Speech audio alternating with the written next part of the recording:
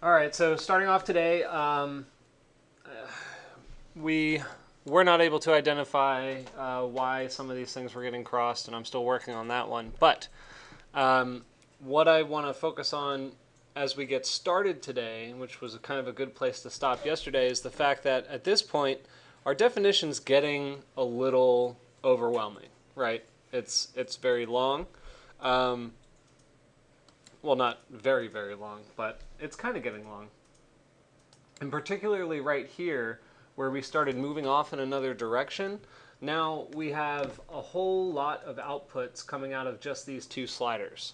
So I want to talk to you on the side of this assignment about some ways of cleaning it up. And I showed you a few of those possibilities before in a simple way. And so I'm going to replicate some of those, and I'm also going to give you some new opportunities for shortening your definition and cleaning it up.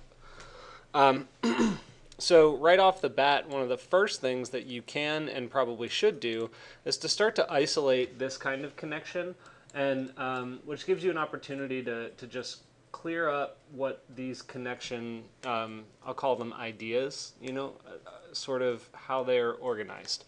So the way that I like to do that is typically under Params.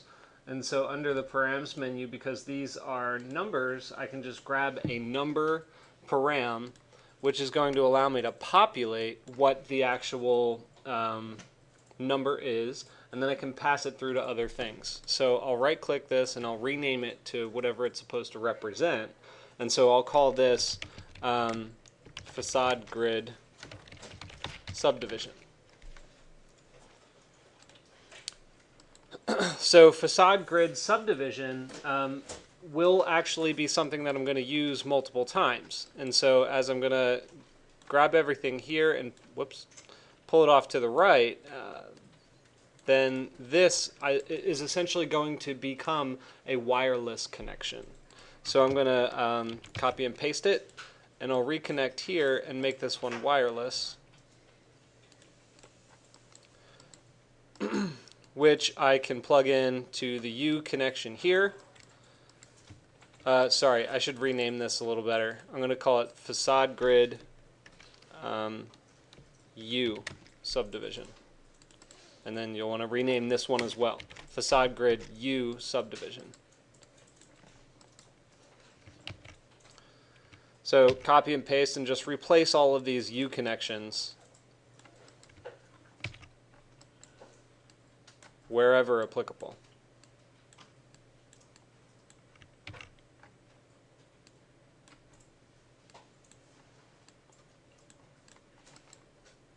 Okay, so that's one of them, is the facade grid U subdivision. The other one is going to be the V subdivision, so I'll copy and paste that down and connect the V to it, and then rename this one to a V subdivision. And then again, just go through the process of replacing all of the connections and all the other locations.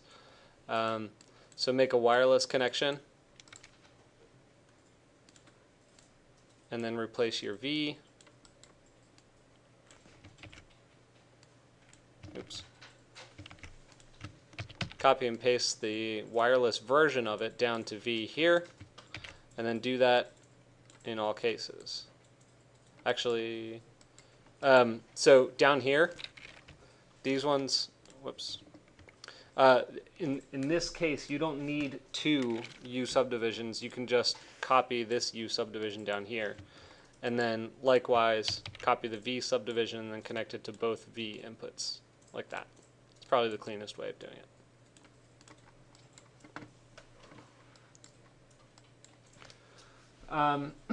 And then lastly is essentially these surfaces, right? So what I'm trying to do is isolate everything that could potentially be a variable and put it off to the side, and I'm going to make a group for them here. So the surface itself is a is one that I want to override as well. So I have my I'm calling it the glazing surface in the back, and then I have my panelized surface in the front. So this one, I think, is my glazing surface. Yeah, because I'm looking at it this way. No, sorry, this is my panelized surface. So I'm going to re-input a param for that, and I'm going to call it panelized surface. So I'll just plug it in here, rename this one panelized surface, call this one the same thing, make this wireless, and now I can start to replace these connections. So this just takes the place, this wireless one just takes the place of the one that we just had. So I'll plug this into I, this into S. Now that one's good to go. And then I take my panelized surface and I copy and paste it down, and I plug this one into S here and then S down there.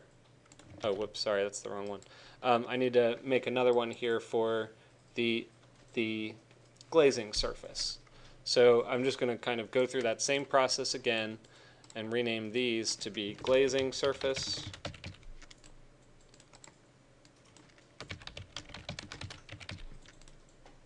Make it wireless.